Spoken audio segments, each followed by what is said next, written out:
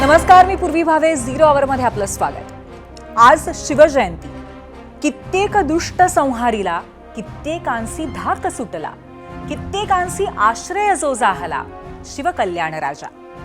छत्रपती शिवाजी महाराजांना एबीपी माझाचा मानाचा मुजरा. खरं तर आपल्या राज्यातले सगळेच पक्ष छत्रपती शिवाजी महाराजांचं नाव घेतात. निवडणूक आल्या की आपल्या रयतेचं राज्य साकारण्याची आश्वासनं पण देतात. पण प्रत्यक्षामध्ये काय होतं हे मी तुम्हाला वेगळं सांगायची गरज नाहीये. पण एक गोष्ट मात्र आपल्याला मान्य करावी लागेल. ती म्हणजे आपल्या नेत्यांनी महाराजांचे इतर गुण जरी फारसे आत्मसात केले नसले तरी त्यांच्या रणनीतीचा गनिमी कावा आपल्या राजकारणामध्ये आणलाय, मुरवलाय. आता तुम्ही म्हणाल की मी असं का म्हणतेय, तर आपले नेते या गनिमी काव्याचा वापर करून विरोधी पक्षांचे सत्तारूपी गडकिल्ले सर करतायत. अलीकडेच चंद्रपूर, मालेगाव, परभणी सारख्या महापालिकांमध्ये आपण या राजकीय गनिमी काव्याचा पुरेपूर अनुभव घेतलाय. आता भिवंडीतही तेच घडतंय. शिवाय पुढच्या महिन्यात होऊ घातलेल्या राज्यसभा निवडणुकीच्या निमित्तानं हेच राजकीय वारं वाहू लागलेलं आहे. नक्की काय काय घडलं ते बघूयात आजच्या 0 आवरमध्ये. राज्याच्या राजकारणातील शहाच्या या बातम्या आज आपण बघणार आहोतच, पण सगळ्यात आधी जाऊयात पोल सेंटरला आणि आजचा प्रश्न काय ते आपण पाहूयात. आजचा 0 आवरचा प्रश्न आहे, महाविकास आघाडीला मिळणारी राज्यसभेची एकमेव जागा कोणत्या पक्षाकडे जावी असं वाटतं? राष्ट्रवादी शरद पवार, शिवसेना उद्धव बाळासाहेब ठाकरे आणि काँग्रेस असे 3 पर्याय आहेत. आपण आपलं मत जरूर नोंदवा.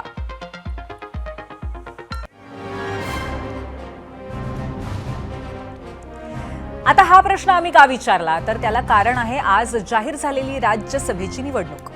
6 वर्षांची टर्म असणाऱ्या राज्यसभेसाठी केंद्रीय निवडणूक आयोगाने देशभरातल्या 37 जागांसाठी निवडणूक आज जाहीर केली आणि यात महाराष्ट्रातल्या 7 जागा आहेत. मग काय, निवडणूक आयोगाने हिरवा झेंडा दाखवला आणि राजकारण जोमाने सुरू झालं. 16 मार्चला हे मतदान होणार आहे. आता राज्यसभेवरती नक्की कोण जाणार, तर 7 लोक हे जे असतील ते विधानसभेचे आमदार निवडून देणार आहेत. त्यामुळे विधानसभेतील प्रत्येक पक्षाची ताकद काय आहे, किती आमदार आहेत, हे महत्त्वाचं असेल. आता तुमच्या हे लक्षात आलं असेलच की ज्याचे आमदार जास्त त्याचे जास्त खासदार निवडून येणार. त्यामुळे सांगायची गरज नाही की ॲडव्हान्टेज या क्षणी महायुतीलाच आहे आणि त्यातही सगळ्यात जास्त ॲडव्हान्टेज भाजपला आहे. नेमकं कसं हे आता आपण समजून घेऊया आकडेवारीच्या माध्यमातून. पण त्यासाठी आपल्याला मीडिया सेंटरला जायचंय. जाऊयात मीडिया सेंटरला आणि बघूयात आकडेवारीचं गणित काय आहे. राज्यसभेच्या 7 जागांसाठी 16 मार्चला मतदान होणार आहे. निवडून येण्यासाठी पहिल्या पसंतीच्या 37 मतांची गरज असते. भाजपचे 131 आमदार आहेत, किमान 3 उमेदवार त्यामुळे येणं शक्य आहे. शिवसेनेचे 57 आमदार आहेत, 1 जण निवडून येणं निश्चित आहे. राष्ट्रवादीचे 40 आमदार आहेत, त्यामुळे इथे सुद्धा 1 जण निवडून येणं निश्चित आहे. महायुतीकडील अतिरिक्त मतांमधनं आणखीन एकाची निवडही निश्चित आहे. म्हणजे एकूण 6 जण इथे झाली आणि महाविकास आघाडीकडे मिळून 38 मतं आहेत. त्यामुळे एकच उमेदवार महाविकास आघाडीचा निवडून येणं शक्य आहे, हेही स्पष्ट आहे.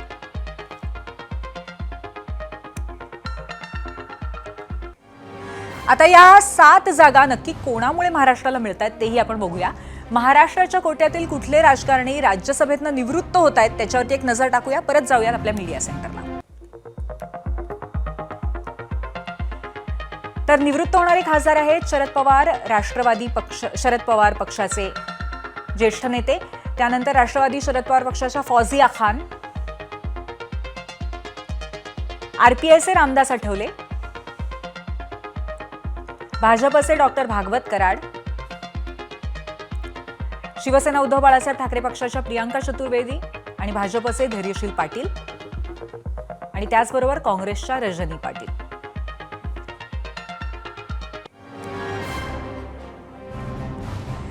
बरं, आता राजकीय पक्ष काही निवडणूक आयोगाच्या घोषणेसाठी थांबलेले नसतात. त्यांची निवडणुकीची तयारी ही घोषणेआधीच सुरू झालेली असते आणि याची झलक आपल्याला काही दिवस आधीच उद्धव सेनेचे खासदार संजय राऊत यांनी दिली होती. काय म्हणाले होते संजय राऊत ते ऐकूयात. ज्येष्ठ नेते आहेत, 60 वर्षापेक्षा जास्त काळ त्यांना संसदीय कार्याचा अनुभव आहे. त्याच्यामुळे जर शरद पवार साहेबांनी ही भूमिका व्यक्त केली आहे आणि ही भूमिका त्यांनी काँग्रेसलाही सांगितलेली आहे. आता संजय राऊत यांनी मोठेपणा दाखवत शरद पवारांना राज्यसभेत पाठवण्याची तयारी दाखवली. पण इथे बरेच पण आहेत, बरेच किंतु परंतुही आहेत. तेच मी तुम्हाला आज सांगणार आहे. पण त्याआधी संजय राऊतांच्या या ऑफरवरती राष्ट्रवादी शरदचंद्र पवार पक्षाची प्रतिक्रिया नक्की काय होती? घेणार का शरद पवार ही ऑफर? परत जाणार का सिनियर पवार राज्यसभेवर? हे ऐकूयात सुप्रिया सुळेंकडनं. आमदारकीची काम संपतीये, पुन्हा एकदा पवार साहेब राज्यसभेवर जातील का त्याच्या आता ते पुढच्या 8-10 दिवसात तो सगळा निर्णय महाविकास आघाडी म्हणूनच आम्ही सगळे एकत्र आहोत आणि त्याच्यामुळे महाविकास आघाडीमध्ये आता सगळे मिळून पुढच्या आठवड्यात 8-10 दिवसात निर्णय घेतले. त्यामुळे संजय राऊतांची ऑफर ही शरद पवारांना अगदीच अमान्य नाहीये एवढं तरी सुप्रिया सुळेंच्या वक्तव्यावरनं दिसतंय. पण हे महाविकास आघाडीतील इतर घटकांना मान्य आहे का? मुळात हे संजय राऊतांच्या उद्धव ठाकरेंना तरी मान्य आहे का? हाही सवाल आहेच. महाराष्ट्राच्या पारड्यामध्ये ज्या 7 जागा आहेत त्यापैकी जसं मी तुम्हाला ग्राफिक्समध्ये मगाशी सांगितलं तसं महाविकास आघाडीला फक्त एकच जागा मिळणार आहे. त्यामुळे ही जागा नक्की कोणाची हे अजूनच अटीतटीचं होऊन गेलंय. आता मी हे का म्हणतेय हे समजण्यासाठी ऐकूयात आदित्य ठाकरे काय म्हणाले. अजूनही आपल्याला माहिती आहे, आत्ता तरी आपण पाहताय सगळे जे काही आहे जे आकड्यांप्रमाणे असेल तर शिवसेनेची सीट आहे आणि निश्चितप्रमाणे त्या दिशेने महाविकास आघाडीमध्ये चर्चा होईल. अजून ह्या सगळ्या काही ज्या चर्चा आहेत ह्या बाहेर अफवा आहेत, कुठेही अधिकृत चर्चा झालेली नाहीये. विधान परिषदेत असो किंवा राज्यसभेत असो, संख्याबळावर जर आपण पाहिलं आणि रोटेशनमध्ये पाहिलं तर हा शिवसेनेची वेळ आहे, शिवसेनेची जागा आहे. आणि आदित्य ठाकरेंच्या पाठोपाठ या राज्यसभेच्या एका सीटवर काँग्रेसही सहज क्लेम सोडत नसल्याचं लक्षात आलं त्यांच्या प्रदेश अध्यक्षांच्या वक्तव्यातनं. पाहूयात. पुढे जात असताना नेमकं काय करायचं, कसं करायचं यासाठी तिन्ही पक्षांमध्ये एक चर्चेची आवश्यकता आहे. त्यामुळे ती चर्चा लवकरच होईल आणि त्यानंतर त्याची रूपरेषा ठरवल्या जाईल. काही जे निर्णय आहेत ते महाराष्ट्र पातळीवर घेऊ, मात्र इंडिया अलायन्सच्या अनुषंगानं काही चर्चा करण्याची आवश्यकता असेल. त्यामुळे आता मात्र पवारांचं नाव पुढे करणारे राऊत काहीसे बॅकफूटवर गेलेत. महाविकास आघाडीतल्या तिन्ही पक्षांची चर्चा होईल असा सूर लावल्यानंतर राऊतांनीही त्याच सुरात आज बाईट दिलाय. बघूयात. विधान परिषदेच्या निवडणुका सुद्धा याच्यामध्ये आहेत. त्याच्यामुळे विधान परिषदा कोणी घ्यायच्या, मग राज्यसभेच्या एका जागेवर कोणी जायचं, त्या बदल्यात इतर पक्ष काय घेऊ शकतात याच्यावर चर्चा होईल. आता ही अशी ओढाताण सुरू असताना विरोधकांनी याची मजा घेतली नाही, टोमणे मारले नाहीत तर महाराष्ट्राचं राजकारण कसं? भाजपने महाविकास आघाडीत होणाऱ्या या सगळ्याची चांगलीच मज्जा घेत एक भन्नाट ट्विट केलं आणि हे ट्विट करणारे होते भाजपचे मुख्य प्रवक्ते केशव उपाध्ये. त्यांना आठवण झाली ती गोविंदा आणि चंकी पांडेच्या आंखे या सिनेमाची. त्यात कादर खान आणि सदाशिव अमरापूरकर हे जिवलग मित्र असतात. त्यांचं एकाच महिलेवरती म्हणजे बिंदूवरती प्रेम असतं आणि त्यातच कादर खान कुर्बानी देगा कौन असा प्रश्न अमरापूरकरांना विचारतात. हाच धागा पकडून उपाध्ये यांनी हे AI जनरेटेड कार्टून ट्विट केलंय. महाविकास आघाडीलाही सध्या कुर्बानी देगा कौन असा प्रश्न पडल्याचं उपाध्ये यांना वाटतंय. यातील कुर्बानी शब्दाचं अरबी मुळात किंबहुना कुर्बानी शब्दाच्या अरबी मुळामध्ये सध्याच्या राजकारणातील एक धार्मिक सबटेक्स्ट सुद्धा लपलंय. हे वेगळं सांगायची गरज नाही.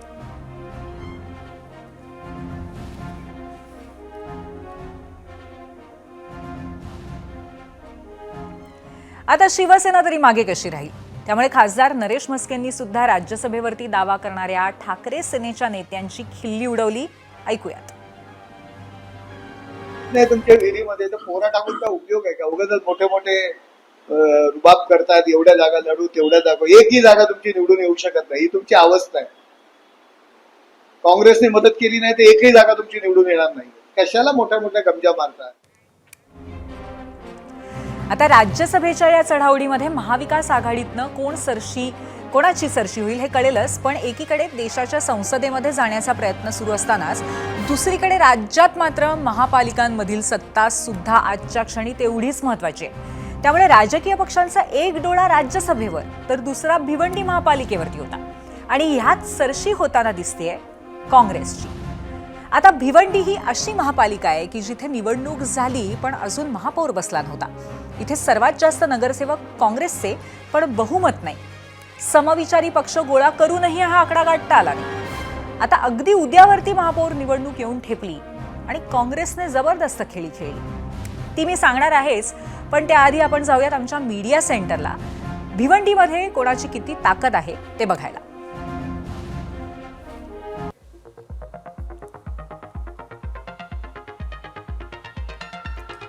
तर भिवंडीमध्ये कसं सत्ता समीकरण जुळवण्याचे प्रयत्न चाललेले आहेत आणि त्याच्यामध्ये मुळात कोणाकडे किती ताकद आहे याच्यावरती आपण नजर टाकतोय. एकूण 90 जागा आहेत. बहुमताचा आकडा 46 आहे. काँग्रेसकडे 30, भाजपकडे 22, राष्ट्रवादीकडे 12, शिवसेनाही 12, समाजवादी पार्टी 6, कोकण विकास आघाडीकडे 4 आणि अपक्ष 1 अशी स्थिती इथे आहे. त्यामुळे काँग्रेसचं पारडं आकड्यांच्या दृष्टीने नक्कीच जड आहे.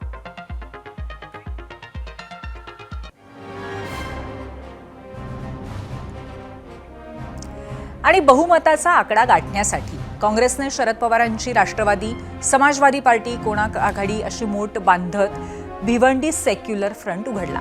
तरीही त्यांना 4 जागा कमी पडत आहेत. भाजपमध्ये अगदी निवडणुकीपूर्वी आलेल्या नारायण चौधरींचा विचार होत होता महापौर पदासाठी. काँग्रेसने हे नारायण चौधरी भाजपकडनं पळवले आणि तिथे पूर्णपणे खेळी फिरवली. काँग्रेस हे कसं करू शकली? त्याला कारण आहे चौधरींची नाराजी. आधी भाजपने महापौर पदासाठी नारायण चौधरींचं नाव चालवलं, पण नंतर अचानक त्यांच्या जागी स्नेहा पाटील या नावाची घोषणा केली आणि नारायण चौधरी भाजपच्या प्लॅनला सुरुंग लावत 9 नगरसेवकांसह सेक्युलर फ्रंट घेऊन म्हणजे सेक्युलर फ्रंटच्या बाजूने उभे राहिले. त्यांनी सेक्युलर फ्रंट गाठला. काँग्रेसनं चौधरींना पाठिंबा देण्याचा थेट व्हिप काढलाय. अर्थात चौधरी हे पूर्वाश्रमीचे काँग्रेसीच आहेत हे सांगायला सुद्धा प्रदेशाध्यक्ष हर्षवर्धन सपकाळ विसरलेले नाहीयेत. मी ज्या गनिमी काव्याबद्दल सुरुवातीला बोलत होते तो गनिमी कावा आपल्याला इथे बघायला मिळतोय. एक गनिमी कावा करत भाजपने चंद्रपूर महापालिका जास्त जागा असणाऱ्या काँग्रेसकडनं आपल्याकडे ओढली होती.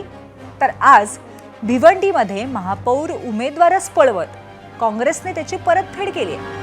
अर्थात हा आनंद प्रदेशाध्यक्ष हर्षवर्धन सपकाळही लपवू शकले नाहीत. भाजप लोकांचे पक्ष फोडत होती, आता भाजपत उभी फूट पडली आहे. काँग्रेसने भाजपला फोडलं. भाजप फुटली हाच महत्वाचा आहे. कोणी फोडली हा काही फोटाफोटीचा श्रेय घेण्याचा भाग नाही. त्यामुळे भाजप फुटली. मी मी मी करणार त्यांचा जो अहंकार पक्ष होता तर त्यांच्यात जर फुटले, आता भाजपचे गट फुटायला लागले आणि ते जर बाहेर त्याच्यातून पडायला लागले तर ही याच्यातली बातमी आहे. एकंदरीतच भिवंडीमध्ये भाजप आणि शिवसेनेला सत्तेबाहेर ठेवण्यासाठी वाटेल तो त्याग करायची तयारी काँग्रेस आणि राष्ट्रवादीने ठेवलेली दिसतेय. कारण आपल्या उमेदवाराऐवजी भाजप बंडखोराला पाठिंब्याचा व्हिप काँग्रेस काढतो, तर अवघे 6 नगरसेवक असलेल्या समाजवादी पक्षाला उपमहापौरपद देण्याची तयारी राष्ट्रवादी दाखवतो. खासदार बाळ्यामामा म्हात्रे काय म्हणालेत हेही तुम्ही ऐका. महापौर हा काँग्रेसचा असेल, उपमहापौर राष्ट्रवादीचा असेल, परंतु जर समाजवादी सहभागी होत असेल तर आम्ही 4 पावलं मागे येऊन उपमहापौर समाजवादीला द्यायला तयार आहोत. आता सपकाळ आणि म्हात्रेंनी पत्रकार परिषद घेऊन भाजप फुटत असल्याचा दावा केलाय खरा. नारायण चौधरी पडले काँग्रेस कार्यालयातनं बाहेर, मात्र भाजप सोडल्याचं काही ते सांगायला तयार नाहीयेत. आज एबीपी माझाच्या प्रतिनिधीनं त्यांना याबद्दल विचारणा करण्याचा प्रयत्न केला, वारंवार प्रयत्न केला. मात्र उद्या काय ते समजेल या पलीकडे चौधरी काहीच बोलले नाहीत. तिथे गट स्थापन झाल्यामुळे आपल्यावरती पक्षांतर बंदी अंतर्गत भाजप कारवाई करेल ह्याची टांगती तलवार असावी कदाचित. सध्या गनिमी काव्याचा असा काही मौसम सुरू आहे राज्याच्या राजकारणामध्ये की जोपर्यंत उद्या मतदान होऊन निकाल येत नाही तोपर्यंत भिवंडीचा महापौर कोण हे सांगणं कठीणच. कसं नेमकं समीकरण असणार आहे आपल्याला दिसेल बंधू. समीकरण काय असेल ते आपल्याला 20 तारखेला दिसेल. किती नगरसेवक तुमच्यासोबत आहेत साहेब? आम्ही 20 तारखेला आपल्याला दिसेल ना. 9 आहेत की 12 आहेत साहेब आपल्याला 20 तारखेला समजेल. पक्षांतर बंदीचा कायदा लागू केल्यानंतर भाजप तुमचं नगरसेवक घालू शकते वाटत नाही का? पक्षाचा जे असेल निर्णय ते आम्ही एक्सेप्ट करू. आता काँग्रेसने भाजपला जोर का झटका धीरे से देण्याची पूर्ण सिद्धता केली असं दिसत असताना भाजपचे नेतेही याच्यावरती काही बोलायला तयार नाहीत. मुंबईमध्ये भाजप प्रदेशाध्यक्ष रवींद्र चव्हाण यांना याबद्दल बोलतं करण्याचा प्रयत्न केला, मात्र जे काही घडेल ते उद्याच घडेल एवढंच अस्पष्टपणे बोलत त्यांनी काढता पाय घेतला. तर मंत्री आशिष शेलार यांनीही सावध उत्तर देण्यास पसंत केलंय. पाहूयात. मला संपूर्ण या प्रकरणाची माहिती नाही, पण मी एवढं सांगेन, जो फुटून जातो तो भाजपवाला नाही. जो भाजपच्या विचारांशी प्रामाणिक आहे तोच स्वयंसेवक, तोच कार्यकर्ता. आजच्या 0 आवरमध्ये कोण कोणाबरोबर जातंय, कोण कोणाला पाठिंबा देतंय हे आम्ही सांगत असताना कालची एकनाथ शिंदे आणि राज ठाकरे यांची भेटही विसरता येणार नाही. कारण ही काय नवी समीकरणं आहेत असा प्रश्न पडावा अशी ती भेट आणि त्यानंतर दोन्ही नेत्यांनी साधलेलं मौन. त्यामुळे वाढत असलेली उत्कंठा, अर्थात त्यांनी आज हे मौन सोडलं आणि मौन तोडलं ते शिंदेचे खासदार नरेश म्हस्के यांनी, आणि तेही ट्विटच्या माध्यमातून. आता हे ट्विट आहे की संकेत हे तुम्हीच ठरवा. मीडिया सेंटरला पाहूयात नरेश म्हस्केंचं ट्विट काय आहे. काल उपमुख्यमंत्री एकनाथ शिंदे, महाराष्ट्र नवनिर्माण सेनेचे अध्यक्ष राज ठाकरेंची भेट झाली. अनेकांच्या भुवया उंचावल्या आणि अनेकांना पोटशूळही उठला. परंतु बाळासाहेबांच्या मुशीतून घडलेले 2 कार्यकर्ते हिंदुत्वाच्या विचारासाठी, बाळासाहेबांचे विचार पुढे नेण्यासाठी एकत्र येणार असतील तर माझ्यासारख्या तमाम शिवसैनिकांना आनंदच होईल.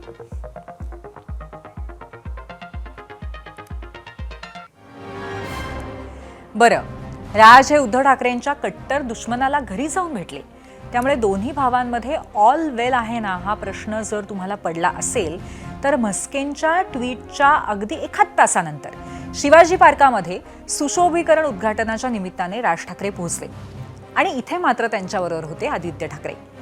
काका यायला वेळ होता म्हणून आधी पोहोचलेले आदित्य हे थांबले आणि अत्यंत रिलॅक्सही वाटले. त्यामुळे आता काय शिस्त आहे हे कळायला वेळ लागेल एवढं नक्की.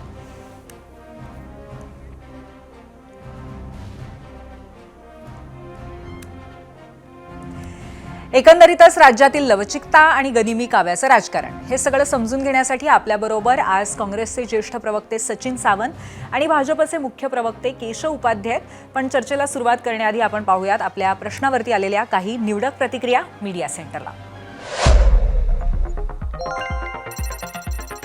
या जागेवर शिवसेना उद्धव बाळासाहेब ठाकरे यांचाच अधिकार आहे, कारण महाविकास आघाडीमध्ये त्यांचे सर्वाधिक आमदार आहेत. श्याम ठाणेदार म्हणतात आणि ही जागा म्हणजे अर्थातच राज्यसभेतली जागा जी महाविकास आघाडीच्या वाट्याला येणार आहे, एकुलती एक. यावेळी काँग्रेस पुढे संजय राऊत, आता विधान परिषदेची जागा शिवसेनेकडे यावी, विनायक यांची प्रतिक्रिया आहे. युट्यूबवरनं पुढची प्रतिक्रिया प्रसाद माने यांची आहे. काँग्रेस पक्षाचा देशाच्या प्रगतीमध्ये मोठा वाटा, त्यामुळे ही राज्यसभेची जागा काँग्रेसला मिळाली पाहिजे. युट्यूबवरनं जयश्री पवार म्हणतायत, पवार साहेबांची इच्छा असेल तर त्यांना, नाहीतर संजय राऊत यांना संधी द्यावी. फेसबुकची पुढची प्रतिक्रिया किरण जोगदंड यांची आहे. राष्ट्रवादी काँग्रेसचे सर्वेसर्वा शरद पवार यांना द्यावी. फेसबुकवरनं सुरेश यांची प्रतिक्रिया, शिवसेना उद्धव बाळासाहेब ठाकरेंचे संजय राऊत यांना मिळायला हवी. पुढची प्रतिक्रिया, या टर्मला काँग्रेसला संधी मिळायला हवी, विनोद चौधरी म्हणतात फेसबुकवरनं. इंस्टाग्रामवरनं प्रथमेश प्रधान म्हणतायत, शिवसेना उद्धव बाळासाहेब ठाकरे पक्षाला ही जागा सुटावी.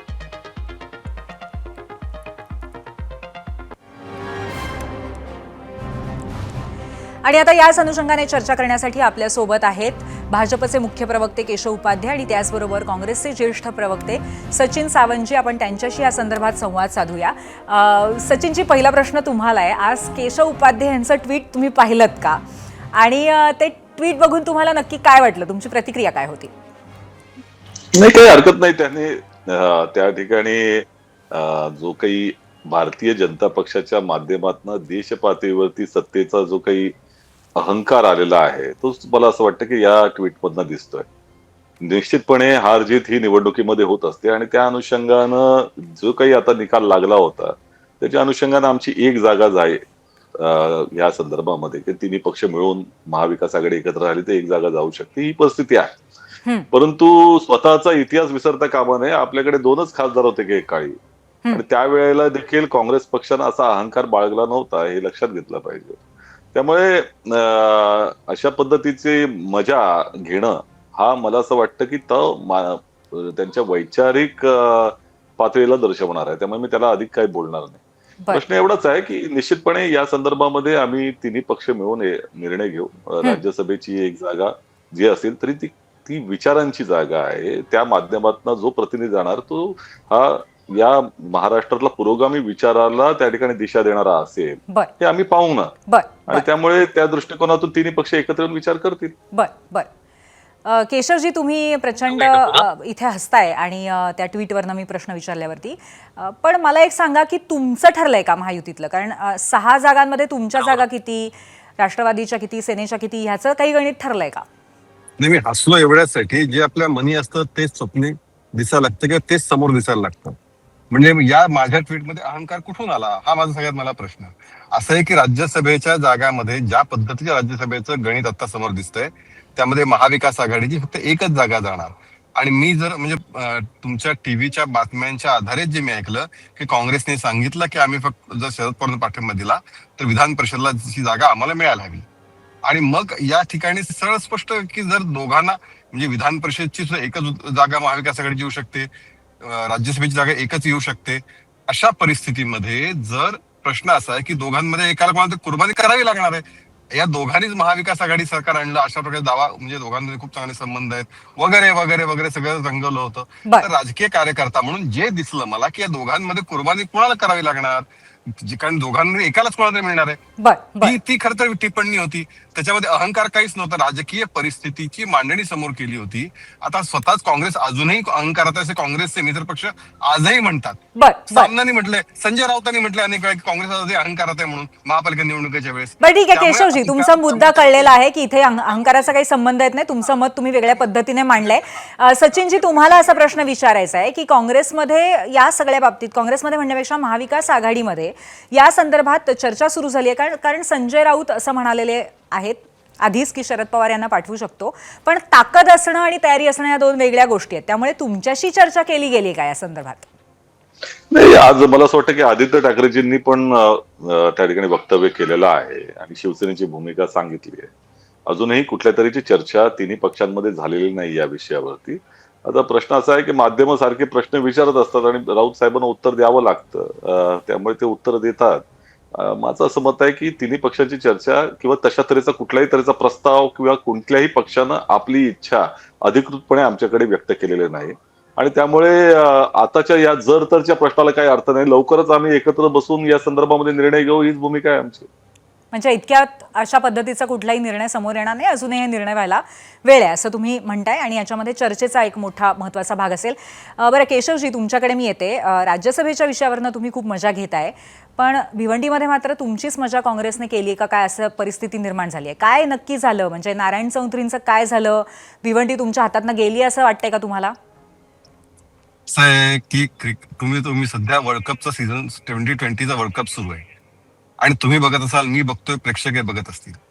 आणि 2020चा नियम असा असतो की बॉलचा शेवटचा बॉल पडेपर्यंत निकाल कुठलाच निश्चित नसतो. त्याच्या आधी भाष्य करण्यात जी मॅच हातातनं गेली असं वाटत असतं ती मॅच कधीही पुन्हा फिरू शकते आणि काही घडू शकतं 2020मध्ये. त्यामुळे मला असं वाटतं की तेच उदाहरण पण इथे लागलं पाहिजे. उद्या दुपारपर्यंत, उद्या जेव्हा निकाल येईल, प्रत्यक्ष मतदान होईल, काय महापौर कोण होईल, मला वाटतं तोपर्यंत आत्ता कुठलाही निकाल किंवा कुठलाही निष्कर्ष, कुठलाही निर्णय, कुठलाही कन्क्लुजन काढण्याची घाई करता कामा नये. जे येईल ते सगळ्यांच्या, आम्ही काँग्रेस सोबत जाणार नाही एवढं नक्की आहे. जे येईल ते सगळ्यांच्या समोर येईल. बरं, तुम्ही आता उल्लेख केलेला आहे 2020चा, परंतु राजकारणामध्ये सर्वसामान्यपणे आता ही 2020च बघायला मिळणार का? म्हणजे कुणालाही ओढून घ्या पण सत्ता मिळवा, सत्ता हेच अंतिम ध्येय असं आहे का? अगदी एका वाक्यामध्ये दोघांचंही उत्तर हवं आहे मला, सचिनजी. नाही, असं नाही, एका वाक्यात उत्तर देता येणार नाही. प्रश्न असा आहे की एक राजकारण असतं वैचारिक, एक राजकारण असतं म्हणजे राजकारणामधला नॉर्मल जे काही गनिमे कावे चालतात ते, आणि संपूर्णपणे अनैतिक पद्धतीचा वापर. आता गेल्या 12 वर्षामध्ये देश पातळीवरती सत्ता स्थापन करण्याकरता ज्या पद्धतीनं भारतीय जनता पक्षानं अनैतिक पद्धतीचा वापर केला, नक्की असंविधानिक पद्धतीचा वापर केला, ते समोर आहे. त्यामुळे यथा राजा तथा प्रजा झाल्या, ही केशवजी, प्रतिक्रिया आहे. केशवजी आणि एकच नाही, मला सांगा एक मिनिट केशवजी. हा सचिनजी, मी माझी भूमिका मगाशी एकच एका सांगतो. वाक्यात सांगितली की काँग्रेसच्या सोबत जायचा प्रश्न येत नाही. नंबर 1. नंबर 2, मी काँग्रेसला अनेक उदाहरणे देऊ इच्छितो की काँग्रेसनी कशा पद्धतीने नैतिकता गुंडाळली आणि कशा पद्धतीने अनेक ठिकाणी अनेक राज्यांमधली अनेक महापालिकातली उदाहरणं मी देऊ इच्छितो. त्यावेळी कुठे गेला होता राधा सुद्धा तुमचा धर्म. त्यामुळे अशा पद्धतीने उगाच काहीतरी गोष्टी सांगायच्या म्हणून सांगू नये. भारतीय जनता पार्टी भूमिका मगाशी स्पष्ट मी सांगितली. काँग्रेस सोबत जाण्याचा प्रश्न उद्भवतो. बरं ठीक आहे, बाकी सगळ्या ठीक आहे.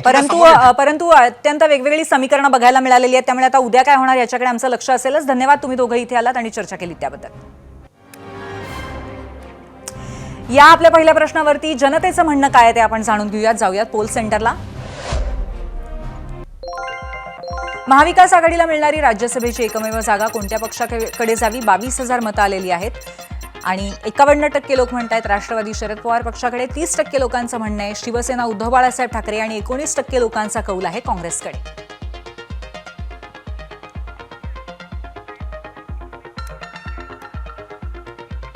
तर एकंदरीत असा चाललेला गनिमी कावा राजकीय घटना याच्यावरती आमच्या कार्यकारी संपादक सरिता कौशिक आता त्यांची कमेंट करतायत, त्यांची भूमिका मांडतायत. ऐकूया सरिता. धन्यवाद पूर्वी. कोण कोणाला मदत करणार, कोण कोणाला राज्यसभेत पाठवणार, कोण कोणाला विधान परिषदेत पाठिंबा देणार, मित्र आणि मित्रपक्ष शब्द सारखे वाटतात. म्हटलं तर बरंच साम्यही आहे, पण म्हटलं तर अंतरही. मैत्रीत प्रेम आणि स्नेह असतो. कधी काळी ह्याची झलक राज्याच्या मित्रपक्षांमध्ये सुद्धा दिसायची. मी या सरकारचा रिमोट कंट्रोल म्हणणाऱ्या बाळासाहेब ठाकरेंसमोर भाजप नमतं घ्यायचं. भाजपचे कार्यकर्ते कधी चिडले तरी प्रमोद महाजन त्यांना शांततेत घ्या म्हणत गप्प बसवायचे.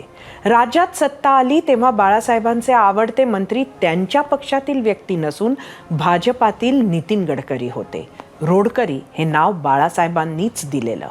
मित्रपक्ष म्हणून ही 2 राजकीय पक्षांची जोडी 25 वर्ष टिकली. बाळासाहेबांसाठी भाजपातील प्रमोद महाजन, गोपीनाथ मुंडे, नितीन गडकरी यांचे असणारे प्रेम, त्यांच्यावरची श्रद्धा, तसेच बाळासाहेबांचं अटल बिहारी वाजपेयी आणि लालकृष्ण अडवाणींबरोबर असणारी सहजता, सगळ्या बाबी ह्याला कारणीभूत होत्या. त्या काळातील विरोधक असलेल्या शरद बाबू आणि बाळासाहेबांच्या मैत्रीच्याही कहाण्या आज उदाहरण म्हणून सांगितल्या जातात. आज त्या काळातील सगळेच पक्ष जरी अस्तित्वात असले तरी त्यांचे नेतृत्व पूर्ण बदललंय, ओलावाही आटलाय. त्यात राज्याच्या राजकारणात नवीन पक्षांची भर पडली आहे. कोणाची फारशी कोणाशी मैत्री नाही आहे, ती फक्त नेतृत्व सिद्ध करण्याची स्पर्धा, अस्तित्व टिकवून ठेवण्याची गरज. त्यामुळे दिसते ती फक्त लवचिकता. सत्तेत येणं हे तेव्हाही ध्येय होतेच, पण फक्त तेवढेच ध्येय होते असे वाटायचे नाही. हा फरक आहे. पूर्वी. धन्यवाद सरिता. आता राज्याच्या सुरक्षेबाबत तुमच्या आमच्या जगण्यावरच प्रश्नचिन्ह उपस्थित करणारी एक गंभीर बातमी. तुम्हाला सर्वांनाच फुटबॉल हा खेळ माहिती आहे. काही तो खेळत असतील, काहींना तो फक्त बघायला आवडत असेल. आता तुम्ही म्हणाल की मी एकदम गंभीर बातमी असं म्हटलं आणि नंतर थेट फुटबॉलवरती का आले. तर त्याला कारणच मुळात हे आहे की फुटबॉलचा वापर करत फुटबॉल टाइम्सच्या माध्यमातून देशविघातक कारवायांची तयारी होत आहे. आणि अशाच एका प्लॅनचा पर्दाफाश केलाय राज्याच्या ATSने, म्हणजेच अँटी टेररिस्ट स्क्वॉडने. राज्याच्या दहशतवादी विरोधी पथकानं काही दिवसांपूर्वी केलेल्या कारवाईमध्ये दहशतवादाचं एक धक्कादायक मॉड्यूल उघड झालंय. हे मॉड्यूल काय आहे, कसं कार्यरत होतं, काय प्लॅन होता, हे सगळं आम्ही तुम्हाला सांगणार आहोत. पण त्याआधी बघूयात आजचा आपला दुसरा प्रश्न. त्यासाठी जाऊयात आपल्या पोल सेंटरला. आजचा आमचा दुसरा प्रश्न आहे, गेल्या काही वर्षात आधीच्या तुलनेत तरुणांना धार्मिक कट्टरतावादात ओढण्याचं प्रमाण वाढलंय का? होय आणि नाही असे 2 पर्याय आहेत. जरूर यावर व्यक्त व्हा.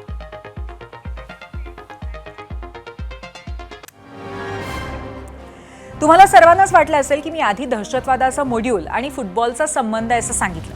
ते का आता मी तुम्हाला सांगते. झालं असं की राज्याच्या दहशतविरोधी पथकानं 14 आणि 15 फेब्रुवारी दरम्यान म्हणजे 2 जिल्ह्यातील म्हणजेच यवतमाळच्या पुसद आणि उमरखेड आणि अहिल्यानगरमधल्या काही भागात अशा एकूण 21 ठिकाणी छापेमारी केली. ही कारवाई अत्यंत गोपनीय ठेवण्यात आलेली होती. या भागातील काही मुस्लिम युवकांचं मोठ्या प्रमाणावरती रॅडिकलायझेशन केलं जात असल्याच्या गोपनीय माहितीवरनं ही कारवाई झाली होती. जे समोर आलं ते धक्कादायक होतं. यातील अनेक तरुण उच्च शिक्षित निघाले. त्यात क्रीडाप्रेमी, फुटबॉलची आवड असणारे, दहशतवादी संघटनांनी सुरुवातीला असे कोण तरुण आहेत हे हेरूनच सुरुवात केल्याचंही कळतंय. मग त्यांना फुटबॉल क्लबच्या नावाखाली एकत्र आणणं सुरू केलं. ते रुळल्यावरती त्यांना महाराष्ट्राबाहेर पाठवलं जाऊ लागलं आणि हळूहळू त्यांना धार्मिक कट्टरतावादाचं बाळकडू द्यायला सुरुवात झाली. त्यामुळे अगदी आपल्या यवतमाळमध्ये, आपल्या अहिल्यानगरामध्ये ज्यांचं आपण कौतुक करू असे उच्च शिक्षित तरुण फुटबॉलसारखा खेळ खेळताना आपल्याच जीवावरती कुठल्या तरी पद्धतीने बेतण्याचे, आपल्याच देशाच्या विरोधात कारवाई करण्याची रणनीती आखत होते. हे अतिशय धक्कादायक आहे. पथकाने काही तरुणांना ताब्यात घेतलं. त्यातील दोघांच्या घरांमधनं पथकाला शस्त्रांसह इतर संशयित गोष्टी सुद्धा सापडल्याची माहिती आहे. याच जिल्ह्यातील तरुणांना या संघटनेने टार्गेट का केलं असावं, यासाठी घेऊयात या भागाची थोडीशी भौगोलिक आणि ऐतिहासिक माहिती. यवतमाळ जिल्ह्यातलं पुसद, उमरखेड, महागाव, शेंबालपिंपरी आणि धानकी हा निजामाच्या सत्तेचा एक भाग होता. या भागातील महसूल गोळा करण्यासाठी जी यंत्रणा उभारली त्याला रझाकार असं संबोधण्यात यायचं आणि याचा केंद्रबिंदू हा शेबालपिंपरी आणि महागाव हे होते. मुस्लिमांच्या प्रभावाखाली असलेल्या या भागामध्ये प्रार्थनास्थळांवरनं कट्टर धर्मांधता पसरवण्याचं काम पूर्वीपासून सुरू आहे. त्यामुळे या भागामध्ये कट्टर हिंदुत्व आणि कट्टर धर्मांधता हे गेले कित्येक वर्ष पाहायला मिळते. आपण काही वर्ष मागे गेलो तर या भागांमध्ये जातीय दंगलींच्या घटनांची नोंदही आपल्याला पाहायला मिळेल. ग्राफिक्सच्या माध्यमातून पाहूया तिथे कधी कधी जातीय दंगली झाल्यात. मीडिया सेंटरला एक नजर टाकूया ग्राफिक्सवरती. 2009 साली पुसदमध्ये जातीय दंगल झालेली होती. 2016 साली उमरखेडमध्ये गणपती विसर्जनादरम्यान जातीय दंगली झाल्या होत्या. 2024 साली ढानकी इथं सुद्धा गणपती विसर्जनादरम्यान जातीय दंगल घडली होती. 2025 ला पुसद इथे ईद ए मिलादच्या मिरवणुकीमध्ये अश्लील पोस्ट करून वाद झाला होता.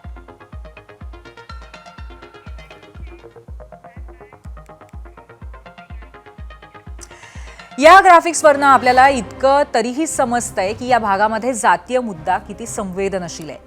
यवतमाळमधल्या एटीएसच्या कारवाईबद्दल आमचे प्रतिनिधी निलेश फाळके यांनी अधिक माहिती दिली आहे, ती आपण ऐकूयात.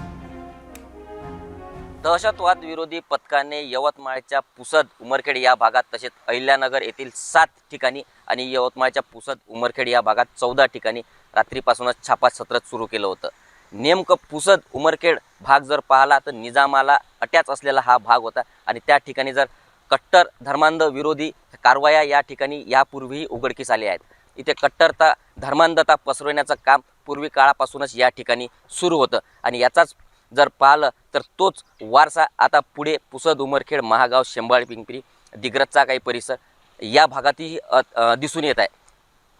युवकांना, तरुणांना दहशतवाद विरोधीच्या कारवाया करण्यासाठी उद्युक्त करणे, त्यांना बेरोजगारी, शिक्षण हे ज्या प्रमाणात नसल्यामुळे ते कट्टरतावादाकडे वळवण्याचं काम या भागात पूर्वी काळापासूनच चालू आहे आणि तसा इतिहास जर पाहिला तर त्यावरून हे निदर्शनात येत आहे. निलेश फाळके, एबीपी माझा, यवतमाळ. आता यवतमाळ नंतर वळूयात अहिल्यानगरमधल्या कारवाईवर. आमचे अहिल्यानगरचे प्रतिनिधी सुनील भोंगाळ यांनी काय माहिती दिली आहे ते आपण पाहूया.